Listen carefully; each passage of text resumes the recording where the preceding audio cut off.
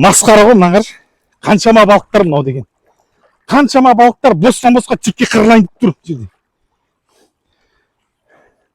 Қыс бойы құтқардық, жаз бойы құтқардық осы балықтарды.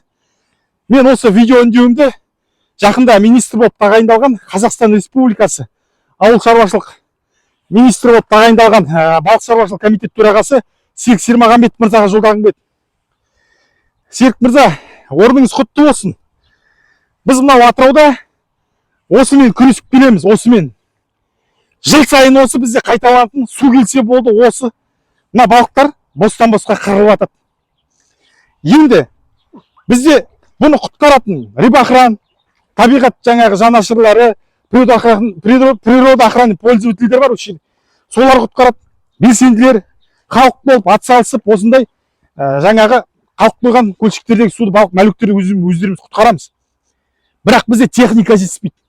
Сізге үндеу болсын. Бізде техника жетіспейді. Кезінде Совет одағы кезінде живая рыба дейтін водовоз болды, водовоз. Сол водовоз бізге ауадай қажет болып тұр қазір. Бізді құтқарып жүр тонниктерге тиеп. Бірақ төгіліп қалып жатқаны бар. Көптеген балықтар жаңағы өліп қалып жататыны бар. Ал мына живая рыба деген водовоз, оның ішінде арнайы өзінің жаңағы ауа беріп тұратыны бар, аппараты бар. Сол техника бізге ауадай қажет. Бізде жоқ ондай. Мынау Атырау облысы жалпы балықтан лидер Қазақстанда.